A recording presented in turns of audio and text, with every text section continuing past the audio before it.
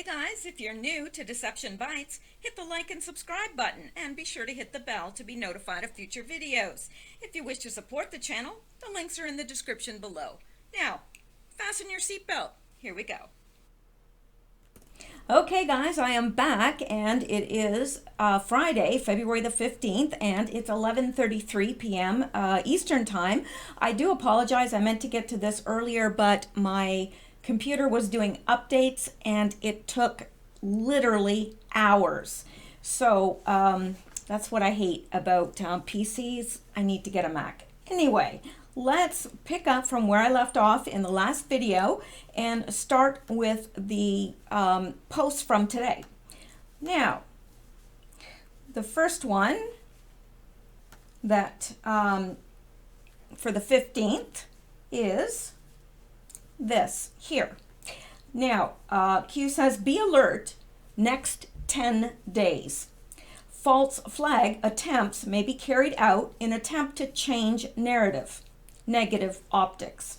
High possibility of multiple day coverage event forcing pause on news. See something, say something. Q. Now, I like this comment by Lisa Mae Crowley. I do follow her on Twitter, and she is also has a website, or at least comments on a website that's called Disclosure Italia, I do believe. Now, she says, with Barr confirmation, Mueller investigation wrapping up, and negative news like McCabe admitting DOJ's targeting of POTUS, anticipate a false flag to change the news cycle. A state funeral or attempted Vegas-style mass casualty event is possible within the next 10 days. So we need to be alert. As Q is saying here, see something, say something, but be alert and know that a false flag may be possible within the next 10 days in order to change the news cycle. All right. And we've seen that before. We've seen Q warn of that very same thing in the past. So we definitely need to be alert. All right, and we're going on to the next post. And here, Q is referencing another post by an anon who is saying, I don't think anyone is surprised got to be bottom of the pit to harm another human being the way they do. Hang 'em high.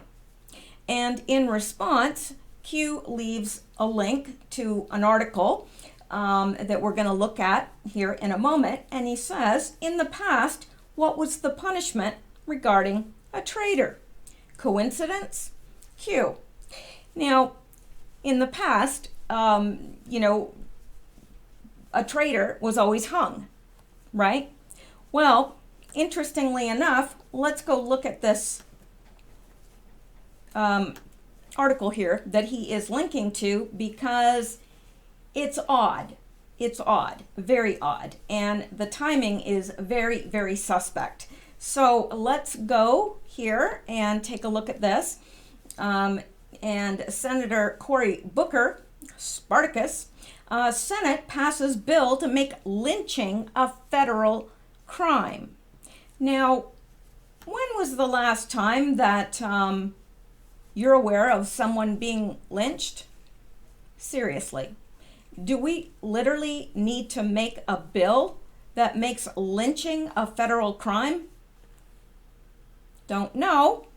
I don't think so. I think it's a little bit strange. The Senate on Thursday cleared legislation to make lynching a federal crime. The bill, introduced by Senator Kamala Harris, Cory Booker, and Tim Scott, makes lynching punishable as a hate crime.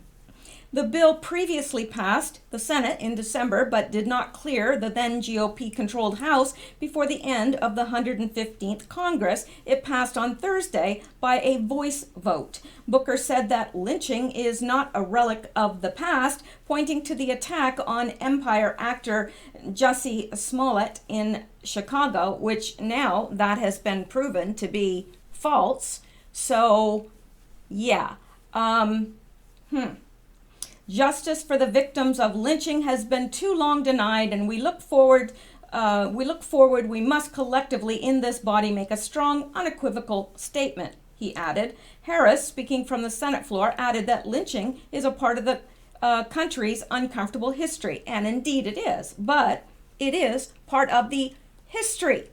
Don't know of anybody that has been lynched in modern times. If you are aware of anyone, let me know in the comments below. But to me, this is ludicrous, and I think that it's interesting considering that a bunch of them are about to be tried for treason. I think it's very interesting indeed. Is this an attempt to avoid swinging? Don't know. Let's go back here. Whoops, not there. There we go. And below I put an article or a link here, or a little comment here from Extrovert Covert, and it is from the website Disclosure Italia. And I thought that his or her comment was very applicable.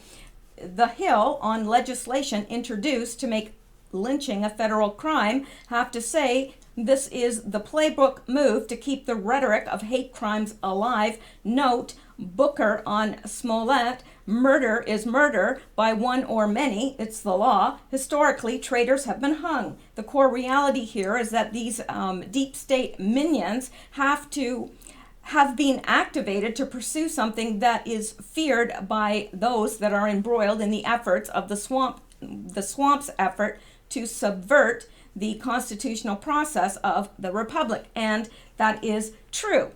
I think that this is being pursued more because they fear what's coming. Personally, I don't think that there's any need for lynching to be classified as a hate crime. It is a crime. Murder is a crime. So, yeah, a little odd. And the timing is suspect. If you have any, thoughts on this, or if you disagree, please place it in the comments below. And because most of us do read the comments. Okay, or at least a lot of us do. Okay, now let's look at the next one. And it is a video link, which we're going to look at in a moment. The DOJ held meetings on how to oust President Trump. Why, hours after the election, did 7 people travel to an undisclosed location to hold a very private and highly secured, guarded meeting? Anons knew it beforehand. Yeah, they sure did. And this is actually, we have looked at this clip in the past. I do believe that it is the clip with McCabe, and I placed it in the comments of the last video, and I may have to do that here as well. Yeah. Okay. And I'm not going to play this because it's 5 minutes and 25 seconds long.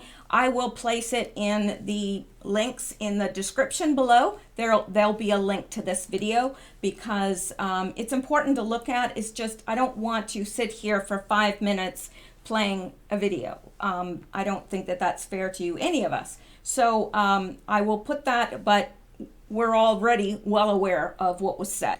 So let's go back to Q. And Q referenced this and then said, "You have more than you know. It's all there. Future proves past." Q. All right. Now we are going to move on. I don't think I've got any other, no. I don't want to miss any of the comments. All right. Now we're going to get into something really interesting. And boy, I wish I wasn't so tired because I'm really hoping that I do this justice, even though it's 11:42 p.m. Eastern time. I'm hoping that I do this justice because it needs to be out there and we need to understand what Q is saying here. All right, this is the next one, and it has a picture that all of us that have been following Q are very familiar with. If you're new to Q, this was, I believe, June. There was an attempt on the president's life. So Q is showing us this picture and asking us, remember the cover story for this? Helicopter? Coincidence regarding Air Force One? Regarding California route, CA route, not sure. That could be California, I'm not sure. Anyway, route North Korea, bigger than 25th Amendment attempt to remove. Depth of this is very serious. Q. Now, let's look at what he's talking about here. June 10th, 2018, that is when it happened. The incident happened. And POTUS was on his way to North Korea. We remember that. And there was an attempt. Now, June 10th, 2018, there was an assassination attempt on POTUS while he was en route to North Korea. There was a missile launch, but the missile was intercepted by F-16s and neutralized. The mainstream media, governed, of course, by Project Mockingbird and 4 a.m. CIA info drops, attributed it to a helicopter, which, of course, is ludicrous. Absolutely, positively ludicrous. This is 1,000 times worse than Rod Rosenstein trying to remove the president via the 25th Amendment. The 25th Amendment, of course, says that if a president is incapacitated, either mentally or physically, then they can be removed via the 25th Amendment. And Rod Rosenstein, remember, wanted to wear a wire and go in and speak to the president wearing a wire, wanted to gain the evidence that they needed. Of course, there is no evidence because he is quite fit to hold office and more mentally fit than they will ever be. But I digress. He wanted to trap the president so that they could move forward with removal via the 25th Amendment. And POTUS, or Q, is saying here, look, this is way, way worse than that. Way worse than that. Right? Because, it's one thing to try and get him out of office using the 25th Amendment, but him still being alive. It's quite another to attempt to assassinate him. So, let's look at this comment. This, again, is from the same website I mentioned earlier. And really good comments here. I have not seen anyone pick up on what I'm about to discuss. Q's post says border has more importance to what is publicly disclosed. We know from prior Q posts, cabal planned to keep border open for illegals to flood in to permanently change U.S. politics. But what else might Q be implying? Think bigger than anything Q has ever disclosed to Anons. What if the 7 people meeting in a skiff were discussing, okay, actually this has to do with not this post, but I think the next post up. No. Anyway, let's go ahead and read it.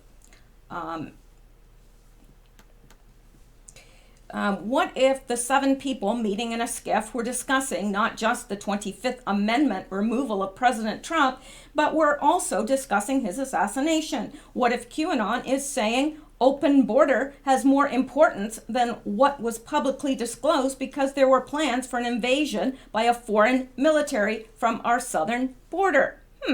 This may not be as far-fetched as it sounds. We know MS-13 was smuggling their cartel soldiers in through the southern border, but was the ultimate plan of Hillary Rodham Clinton to have Chinese and Iranian soldiers infiltrate from Mexico? Well, the point is, the meeting between the 7 traitors after Donald Trump won the election was not only to discuss removal via the 25th Amendment, but to discuss other options of removal via assassination and invasion. We know they tried to fire a THAAD missile at POTUS while on Air Force One. These 7 traitors were going to do whatever it took to remove Donald Trump. Q posts a link from Twitter showing the Army posted a picture of a THAAD missile this morning. Apparently, this is what was fired at Air Force One. We originally thought the missile was an attempt to start a war with North Korea or Russia, but Q seems to be saying the cabal attempted to shoot down Air Force 1. Now, this is from 7 Flamingos, Twitter. Interesting post by U.S. Army this morning. THAAD is Terminal High Altitude Aerial Defense, an anti-ballistic missile defense system for short, medium, and intermediate range ballistic missiles. Coincidence? Well, remember what Q has said. There are no coincidences when it comes to this stuff. And I happen to concur with that because I've seen too much over the last year. Well, over a year actually now, well over a year. So I've seen too much. This is no coincidence. This is what was on the U.S. Army's website. Who knows what this is? Here's a hint. Its abbreviation is THAAD. And then here we have the drop from Q showing a picture from June 10th of what transpired. And we all know what transpired. And this by Diopresso Liber. We know from prior Q posts that F-16s with classified technology took down the missile at POTUS, was rerouted as a result. And remember all that, and he rerouted, and there was just a whole bunch surrounding that incident that was absolutely fascinating to me, because I thought, oh my gosh, this is serious. At that point, I realized how serious this really was. So this is massive and not discussed by mainstream media anywhere. This will come out into public view, and I have no doubt about that. And future, of course, will prove past, but we will have already known since June that this was an attempt on his life. So let's move on to the next drop. And this, an anon says, wife of burned amputee veteran here. We are ready. We are with you. We will continue to fight. Godspeed. Q+++. Q responds, your husband answered the call as a brave and selfless patriot. We are forever grateful for his service and sacrifice to this country. May God bless you and your family. Honor and respect, Q. A wonderful post there. He was just responding to this wife of a veteran who responded that we're ready, we're with you, we're going to continue to fight. And Q, very, very nice response there. Now, let's look at this. The next thing is this link that Q has provided to the Fox News channel, and we're going to look at that. And Q says, dark to light. The orders came from the highest office in the land. What is the highest office in the land? Well, that would be the president, and this came from Obama. So let's take a look at this, and we'll see what he's talking about. All right. Just trying to close down a few things. All right. Okay, Michael Goodwin, Andrew McCabe is a national disgrace, and we owe him a big fat thank you. Now, hang on here. If you believe life starts where the blacktop ends, if the power of an... Sorry. All right.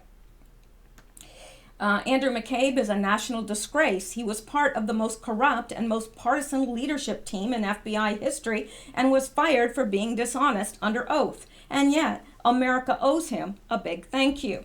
McCabe, you see, has reminded us once again that there really is a powerful deep state and that there has not been a full accounting of rampant FBI misconduct during the presidential campaign of 2016.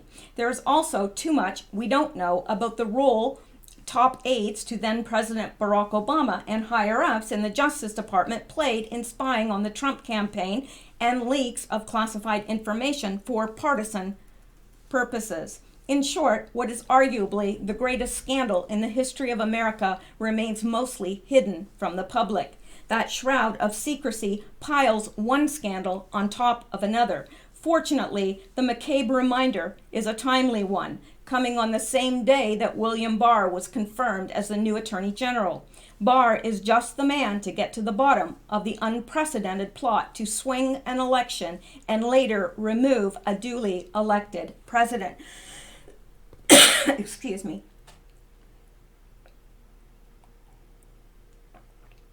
Barr, who was AG under the first President Bush, also will oversee Special Counsel Robert Mueller's seemingly endless probe and hopefully bring it to a conclusion.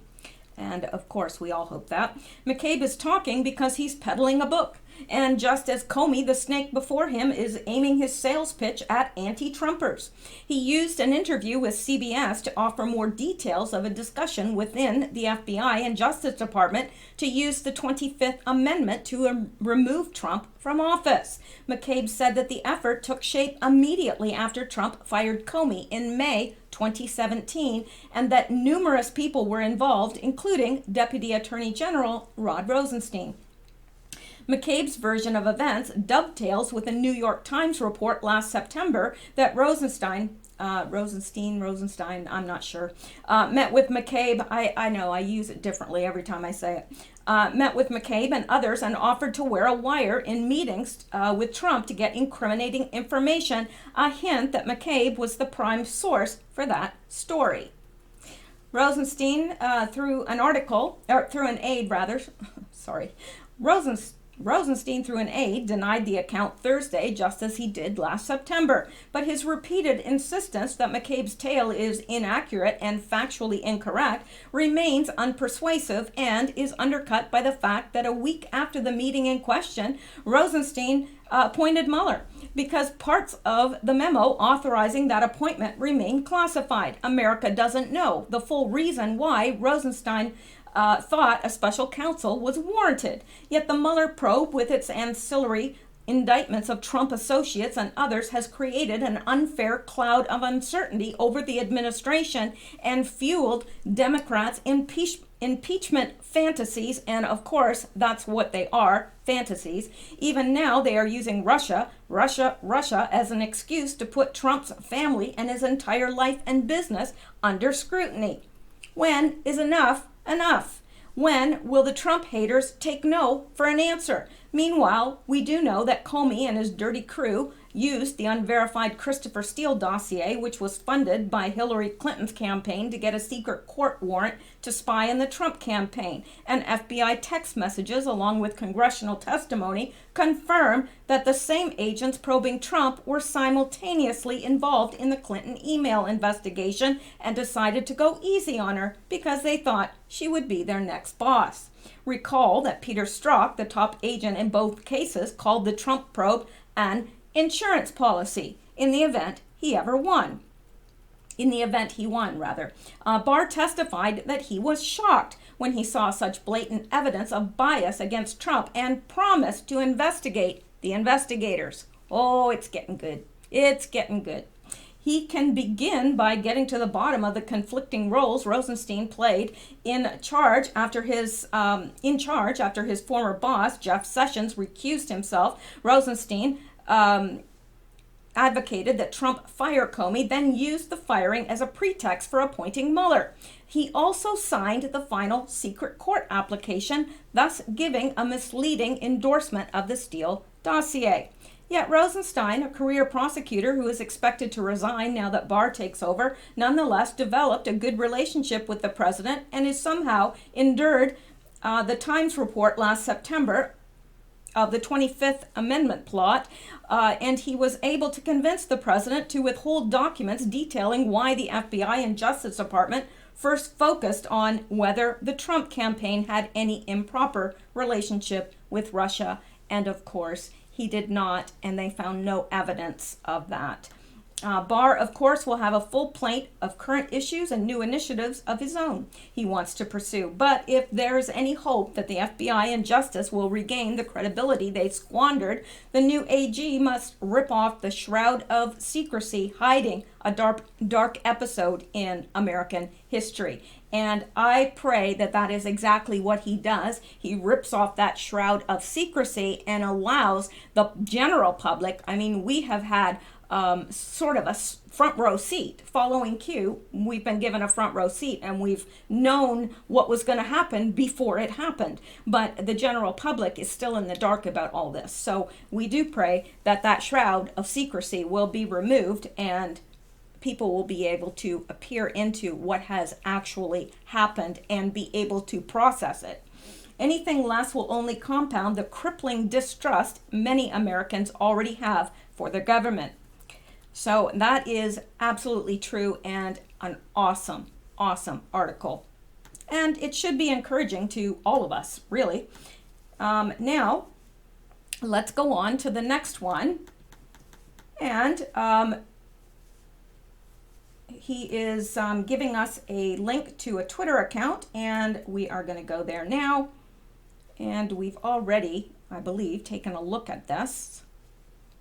Yes, this is the one that we already looked at. It says, interesting post by U.S. Army this morning. THAAD is terminal high altitude aerial defense and anti-ballistic missile defense system for short, medium, and intermediate range ballistic missiles. Coincidence? Nope. All right, let's go back. And we're going to go on to the next one. And we see Q is making reference to an Anon's post that says, yes, the F-15 plane pic Q posted February 15th. Okay, so Q is posting this again, reminding us of the F-15 plane. And remember, I said at the time, not sure what this is about, but future proofs past, and we will, in days to come, find out exactly why this was posted. And here we are. It happens every time. So we're going to find out why that was posted. F-15 national emergency today? Q. So F-15 was a kind of a foreshadowing of February 15th, a national emergency being called, which it was.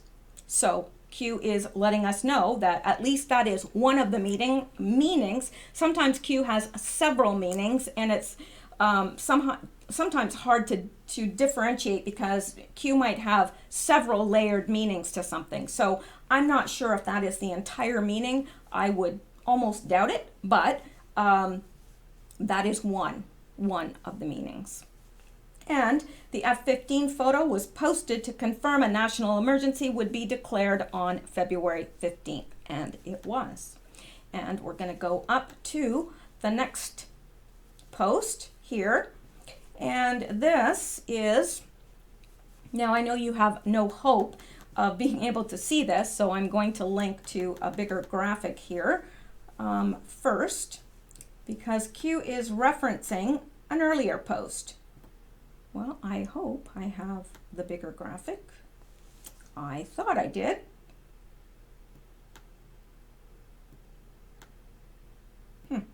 Oh, I know why I didn't. Okay, because, all right, because up here he shows the exact post.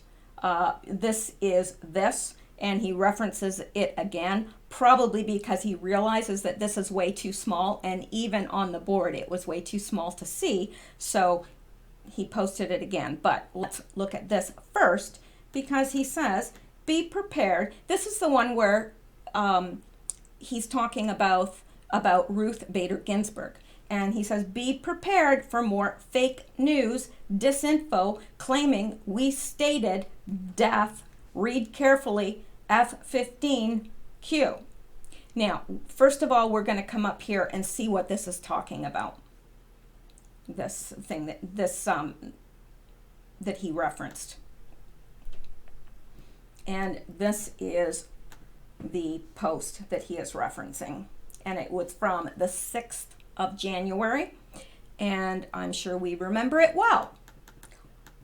RBG, Ruth Bader Ginsburg. Why was she selected? Well, because she is probably the most liberal judge they could ever select. Who appointed her? Clinton. That would be Bill Clinton. Remember her history? Reference 230-page book called Sex Bias in the U.S. Code, published in 1977 by the U.S. Commission on Civil Rights.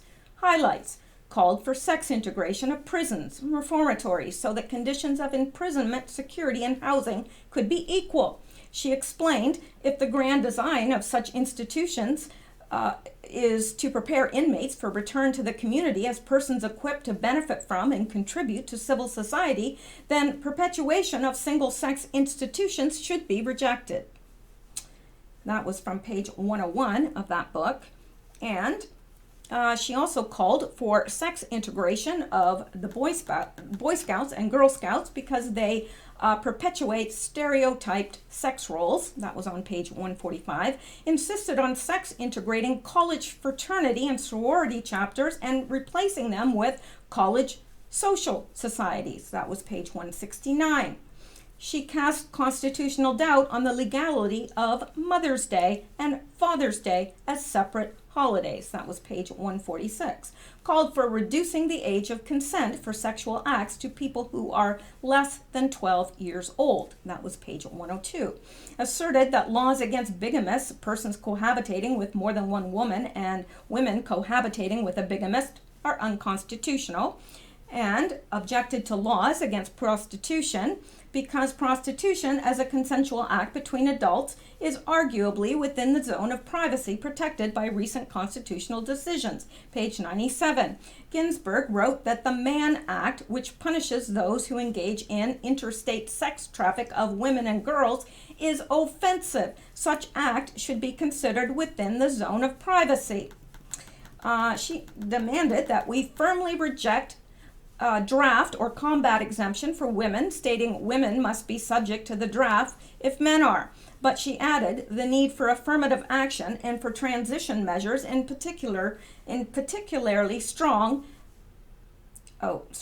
the need for affirmative action and for transition measures is particularly strong in the uniformed services, she said. That was on page 218. She is indefatigable censor. Ginsburg listed hundreds of sexist words that must be eliminated from all statutes. Among words she found offensive were man, woman, man-made, mankind, husband, wife, mother, father, sister, brother, son, daughter, serviceman, longshoreman, postmaster, watchman, seamanship, and to man a vessel. That was pages 15 to 16. She wanted he, she, him, her, his, and hers to be dropped down the memory hole. They must be replaced by he, she, her, him, and hers, his, and federal statutes must use the bad grammar of plural constructions to avoid third-person singular pronouns. Okay then, and she condemned the Supreme Court's ruling in Harris versus McRae and claimed that taxpayer-funded abortions should be a constitutional right. Who are the doctors currently treating RBG? And I don't know that. What other political, former, current, senior political heads are they affiliated with? Not sure, and I'm not aware that anybody else has been able to answer this either, so I would assume that in the future we will be able to answer this. What off-market drugs are being provided to Ruth Bader Ginsburg in order to sustain minimum daily function? I don't know. What is the real medical diagnosis of Ruth Bader Ginsburg? Who is managing her care? Who is really managing her care? I would assume the Dems are in charge of her care. They need her alive. The clock is ticking. Panic in DC. Q. So this is the this is that I just read is the same as this that Q is referring to here. And below he says, be prepared for more fake news, disinfo claiming we stated death. Read carefully. F15Q. Now, what he's saying is they are going to claim that we said she was dead, that the QAnon followers and that QAnon said that Ruth Bader Ginsburg was dead. And this is a Fox News, and this was from today. Justice Ginsburg makes first visit to Supreme Court since lung cancer surgery. Interesting. Very interesting. So going forward, we can be alert to the fact that they are probably going to claim, oh, look, you know, she's alive and well. She was at the Supreme Court, and but this Q conspiracy, they said she was dead. That's what they're going to do. Anything to bring, you know, to make this movement disreputable and not, you know, people not able to trust what they're hearing. Because there's too many people out there saying things that Q has never said and didn't say and never said. And that also goes for people within the Patriot community. Just because somebody's in the Patriot community doesn't mean they have our best interests at heart. You know, there are people sowing disinfo for nefarious purposes. All right, now, so we looked at this that Q posted, and we're going to go on. And actually, that's it. That is it. Now, I don't know. Q may have posted more because I was ready to bring this at well, actually, it was like 8:30 or 9, and I was about to do this, and my computer started updating, so I wasn't able to get on to check anything. It literally tied up my computer for like 3 hours. Well, not quite 3 hours, 8. Yeah, 3 hours. That's ridiculous. Absolutely insane.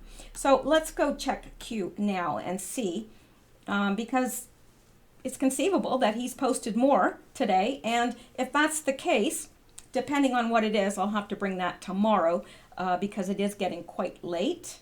But all right.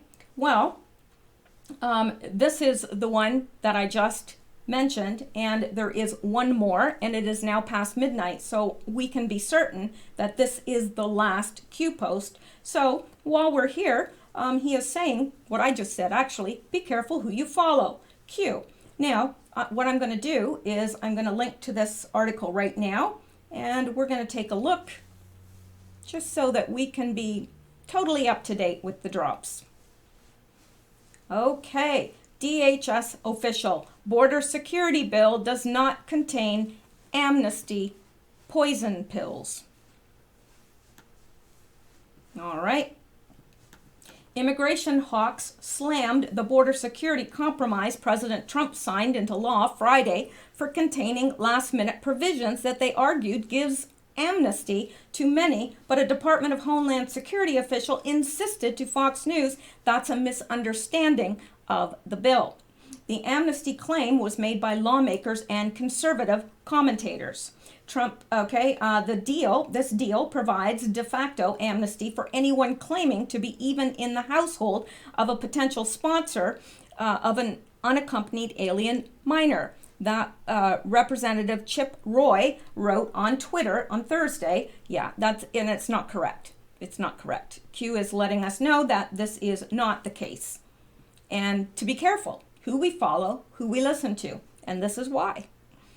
That amnesty claim is based on Section 224 of the budget, which appears on first glance to block the deportation of many people who are illegally in the U.S. That's because it states that no funds may be used to detain or deport any sponsor or potential sponsor of an unaccompanied alien child. It adds that even any member of a household of a potential sponsor is now immune from deportation. But a DHS official told Fox News that terms like potential sponsor have precise meanings in Department of Homeland Security regulations, meanings that severely limit the number of people the budget keeps safe from deportation. For example, to be a potential sponsor, according to DHS regulations, one must file significant paperwork such as showing ID, U.S. or foreign, and proof of residency. The adult applying must also submit documents about the child. Further, because the bill only applies to kids who are unaccompanied, it does not provide protection for those bringing kids into the U.S. That would significantly limit the number of people to whom the no deportation provision applies. The section was added to ensure that people coming to pick up kids in custody did not find themselves deported for showing up to pick up the kid. Chris, who has a last name that I can't pronounce, the deputy director of Numbers USA, which fights for lower immigration levels and which urged President Trump to veto the budget, told Fox News that the provision is still problematic despite DHS's clarifications. We still have some serious concerns about the provision, he told Fox News. It still protects these sponsors and or relatives who make it into the U.S. That's not a precedent we should be setting. He noted that despite the paperwork DHS demands of someone to become a potential sponsor, some might still try to game the system and that it could still encourage unaccompanied kids to be sent over the border. We would prefer this wasn't in there. We would also hope this is something that expires at the end of the fiscal year, he said. The provision in the budget will be replaced by whatever the next budget says. Another major alleged poison pill that may be misunderstood is a clause requiring the federal government to confer and seek to reach mutual agreement with local governments before building any wall. The Center for Immigration Studies, which favors lower immigration levels, tweeted that the spending bill would give local governments in the Rio Grande, all of which are heavily Democratic, the ability to veto the fence. If those blue municipalities don't agree with DHS, the fence can't get built. But the DHS office told Fox News on background that the exact language in the budget, confer and seek to reach mutual agreement, nowhere requires the federal government to actually reach an agreement before building fences. Rather, it just requires DHS to consult with local governments, something DHS already generally does, the official noted. Mark, another name I can't pronounce, the director of the Center for Immigration Studies, said he remains skeptical. I hope DHS is right. I just think it's wishful thinking, he told Fox News. Do you really want to bet that a judge won't read that differently? But Trump allies say that the information from DHS shines light on why Trump ultimately signed the bill after reviewing it. Some warned about disinformation on Thursday, just spoke with the White House. There will be no amnesty and no path to citizenship. Sebastian Gorka, a former deputy assistant to President Trump and a Fox News contributor, tweeted Thursday. Other criticism of the budget Trump signed include that it allowed the Department of Homeland Security to move to, other criticisms of the budget Trump signed include that it allows the Department of Homeland Security to more than double the number of guest worker visas from 65,000 to 135,000. However, the law merely allows the Secretary of Homeland Security to make such an increase. It would only happen if the Secretary authorizes it. Another matter of contention is that the budget authorizes 45,000 ICE detention beds, an increase from the past budget which paid for 40,520 beds, but less than the number of detention beds ICE actually has. However, the number of beds authorized by Congress does not actually force ICE to reduce its number of beds, as they can use money from other parts of the budget. Gorka says the claims of the sky falling are overblown. Interesting, isn't it, that he used that term, sky falling. And also told Fox News that it was silly to call anything in the budget amnesty because it's just an annual budget. How is a funding bill that expires before the end of the fiscal year able to create conditions for lasting amnesty? Gorka asked. So yeah, that he's got a point. And that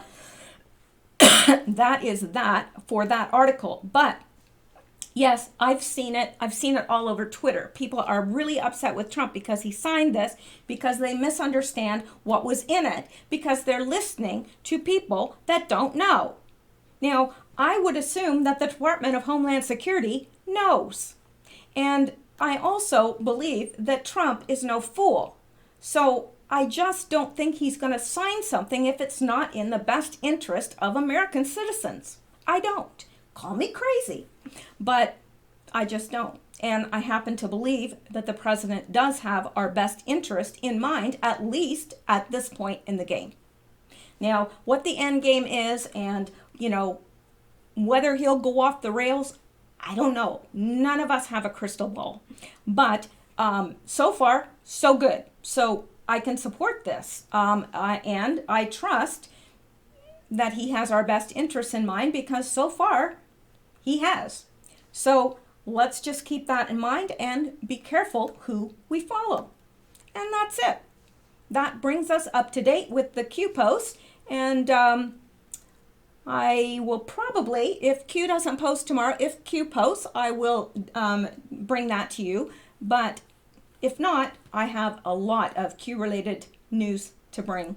So there we go. That's it for tonight. I'm going to sign off. I hope you're all doing well. Sleep well, stay safe, and stay blessed. And I hope to see you very soon. And now I have to figure out how to shut this off. Sorry.